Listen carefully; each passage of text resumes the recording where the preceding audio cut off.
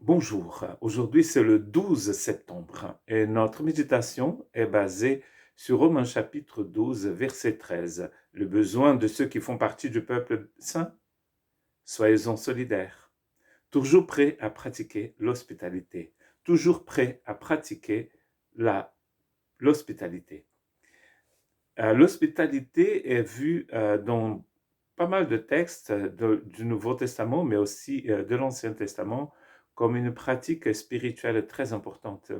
Dans un monde comme celui de Paul, où voyager était très dangereux, il avait très peu d'auberges. Les hôtels, comme nous les connaissons aujourd'hui, n'existaient pas. Quand les prédicateurs, comme les messagers du Seigneur voyageaient, ils avaient besoin d'un endroit où rester. Et même certains frères et sœurs, quand la persécution est arrivée, qui devaient parcourir l'Empire romain par des routes très dangereuses, dans des villes où ils n'étaient pas les bienvenus, l'hospitalité des chrétiens était essentielle. Moi, je viens de passer quelques jours sur le chemin de Santiago de Compostelle, le chemin du Nord, celui qui parcourt tout le nord de l'Espagne. Et je comprends bien ce que ça veut dire, l'hospitalité et aussi l'importance de trouver un endroit pour se loger. Il y a bien sûr aujourd'hui des auberges qui accueillent ces personnes qui sont en route dans ce chemin qui au départ était un chemin seulement religieux et qui maintenant est utilisé par toutes sortes de personnes en recherche de vérité, en recherche de quelque chose, ou tout simplement parce qu'ils ont envie de marcher. Mais à l'époque de Paul, quand les chrétiens se déplaçaient dans l'Empire romain, ils étaient en grand danger. Et l'hospitalité des saints, des chrétiens, était vraiment très importante. Voilà pourquoi Paul ici, mais aussi un autre auteur d'une épître dans la Bible, et aussi Pierre, vont insister sur l'importance de l'hospitalité. Et comme pour la première partie de ce verset qui parle de la solidarité, du fait d'exercer la miséricorde ceux qui sont dans le besoin, l'hospitalité aussi, c'est vraiment, euh, un, ça parle beaucoup, c'est très parlant de notre position spirituelle en Christ, parce que nous voyons bien que c'est tout simplement un don de soi, c'est un partage de ce que nous avons reçu de la part du Seigneur. Et ça n'a pas l'air très spirituel comme la prophétie, comme la pratique de la prière pour les malades et tout ça, mais c'est également considéré comme un cadeau de la grâce de Dieu. Mais nous devons faire un effort, comme il dit ici, de pratiquer cette hospitalité. Soyez toujours prêts, nous dit le texte.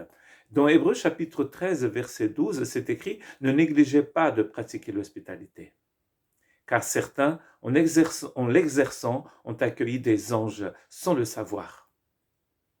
Il y a des exemples dans l'Ancien Testament de ce qui est raconté ici. Et notamment, c'est une lettre écrite aux chrétiens d'origine hébraïque.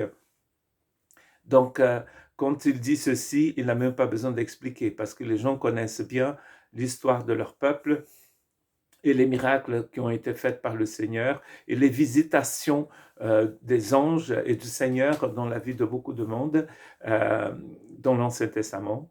Et parfois, sans savoir, ils étaient en train d'accueillir des anges chez eux. Un ange, c'est un messager, n'est-ce pas, ici dans le Nouveau Testament. Et donc, Dieu nous encourage à exercer l'hospitalité aussi pour accueillir chez nous des messagers du Seigneur. Comment nous traitons les gens quand ils sont chez nous? Ici, bien sûr, il ne s'agit pas des personnes que vous connaissez, des amis que vous allez loger chez vous, mais parfois, c'était des gens qu'il ne connaissait pas du tout, des gens qui étaient en voyage. Bien sûr, il a un danger, n'est-ce pas?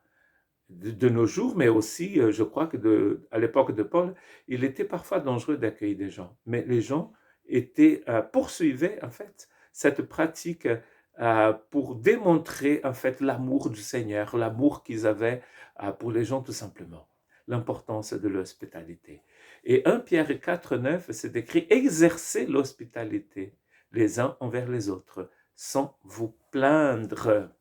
Pierre est très pratique et nous pensons aussi que Pierre a écrit cette lettre aux chrétiens en dispersion. C'est écrit au début de la lettre, hein, qu'il écrit à des chrétiens qui sont en dispersion dans l'Asie mineure. Donc ces chrétiens pouvaient comprendre ce que c'est l'importance de l'hospitalité. Mais ici en plus, Pierre les encourage aussi à exercer l'hospitalité dès qu'ils ont trouvé chez eux qu'ils puissent pratiquer ce don très important de la grâce de Dieu, l'hospitalité. Et là, en plus, il rajoute quelque chose de très intéressant. Il dit les uns envers les autres. Comme c'est écrit aussi, aimez-vous les uns les autres, pardonnez-vous réciproquement. Ici, il dit qu'il faut exercer cette hospitalité les uns envers les autres, de la même manière que vous devez aimer, que nous devons nous aimer les uns les autres. Donc, j'exerce l'hospitalité envers vous et vous l'exercez aussi envers moi. On va toujours trouver cet équilibre. Les gens qui reçoivent, ils sont aussi prêts à donner. D'ailleurs, dans le royaume de Dieu, nous recevons pour pouvoir donner, n'est-ce pas? Comme nous avons dit hier, nous arrivons ici et nous partons d'ici sans rien amener. D'ailleurs, hier, j'ai reçu la triste nouvelle du décès d'une cousine, une nièce de ma mère, qui est décédée comme ça. Ma sœur m'a dit l'autre jour, il y a 3-4 jours, elle était venue me voir, elle allait bien, tout ça. Elle allait pas très bien hier matin et elle est décédée. La vie est très courte, ça passe très très vite. Donc nous puissions mettre en pratique ce que Dieu nous a donné, n'est-ce pas? Nous puissions mettre en pratique de partager ce que Dieu nous a donné, car nous sommes là pour servir les uns les autres. Que Dieu vous bénisse.